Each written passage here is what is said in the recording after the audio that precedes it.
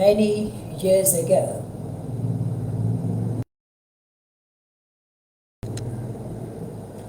when I was still a young pupil of comparative laws at an institute. In German it was called das Institut für Internationales und Privatrechtsvergleichung der Universität Bonn. Perhaps a free translation would be the Institute of Comparative and Private Laws of the University of Bonn, which in its full name would be the Rheinische Friedrich-Wilhelms-Universität der Stadt Bonn. I was told somehow a hilarious story by a friend of mine, who often used to tease me ironically, but meaning no harm. And the story went something like this. A good father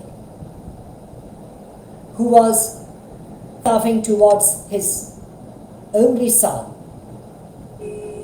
once invited his son to climb onto a cupboard. The son was reluctant to do so. The father said, "Don't worry, I'm there. I'm going to take care of everything." The son reluctantly climbed on that cupboard. Then the father said to the son, "Jump from the cupboard." The son says, "No, I'm going to hurt myself." The father said, No, I was a very good goalkeeper when I used to play football, or soccer as it is called in American English. I'm going to catch you." The son was very reluctant again, but at last he gave in and jumped onto the floor.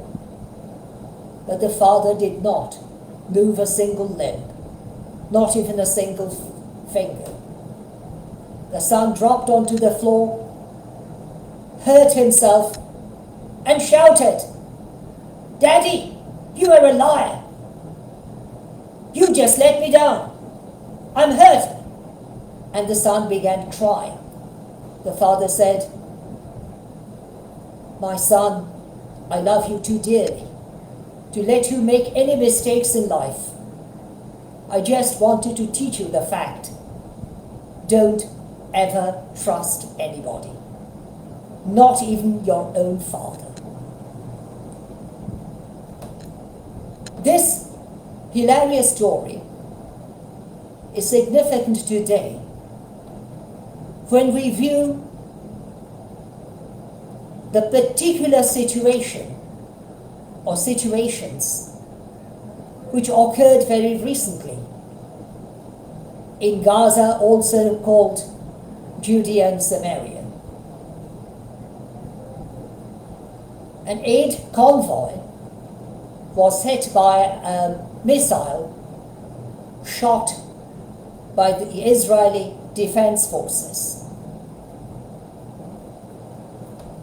The people of the world were very quick to react in condemning Israel. Israel admitted their fault. The state of Israel apologized to the world and assured the world that such an incident would never occur once again. But the strongest allies, or so-called allies of Israel, are condemning Israel at the loudest. When in the year 1988, a civilian aircraft departed from one of the Iranian airports destined for Dubai, and it was shot down by the American Defense Forces. Some people brought up the defense. It happened within the war zone. When in 2008 a wedding party was hit by the US Defense Forces acting in Afghanistan, killing some 47 innocent individuals, it was called a mistake, an error, a genuine one. When in the course of the Afghan war, the Anglo-American Air Forces killed some 47,000 innocent people, the voices stayed very soft. And today, one single incident, which was caused per incurium, by mistake, on the part of the Defense Forces of Israel, killed 7 aid workers. The world is shouting, condemning the people of Israel. Even the very Honorable Prime Minister of Israel, comparing him with a notorious, inhumane, vile and vicious dictator who took power in 1933 and committed suicide in 1945, somewhere in the Western world. I query and ask my own self, if this is not the height of hypocrisy, what can be?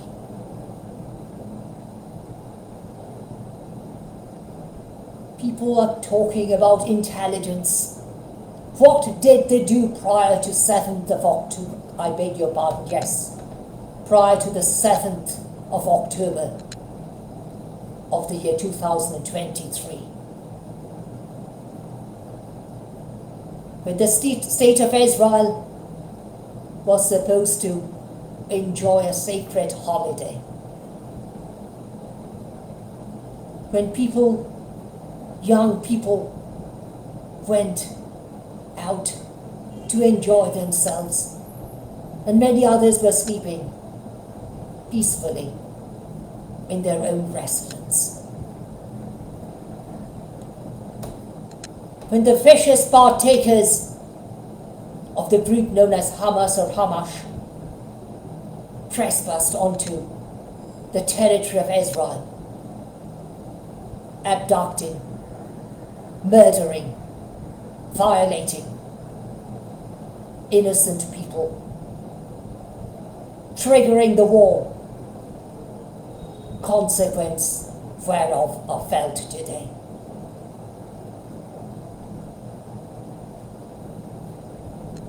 I believe and maintain that every loss of every single innocent life is wrong.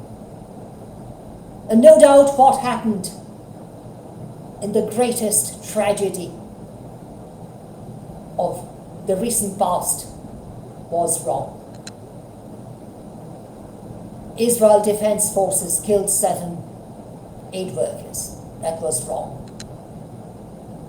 But Israel is repentant. The state of Israel apologized. The state of Israel assured the world that this would never happen again. They're investigating with all due care. Yet the world continues to condemn them.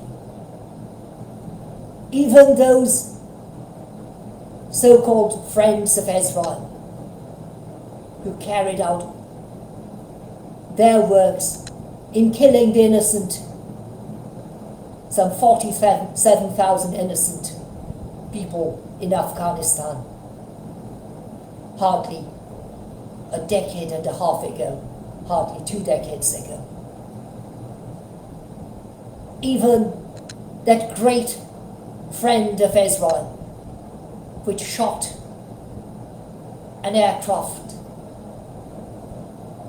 carrying too many innocent people from Iran, destined for Dubai in 1988. That same friend of Israel whose defense forces killed some 47 people attending a wedding party in Afghanistan in the year 2008.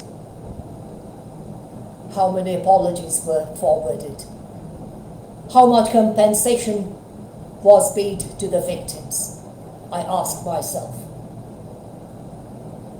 Not merely as a friend of Israel, but also as a former student of international law, even as the honorary president of an international organization, humanitarian organization, more correctly, an international humanitarian organization.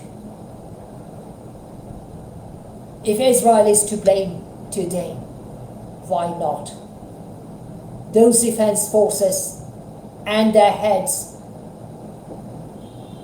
even for killing so many thousands of innocent people in the past, in the course of war? I thank everyone in anticipation for the needful understanding, but also for the needful consideration and the needful thoughts, while bidding all of you the protection of the same Almighty God who created all of us, even those victims who lost their lives. This is Molloy Kumar Ghoshal Kumar of Sundarbans addressing you from Calcutta in India on this April the 4th of the current Gregorian year 2024.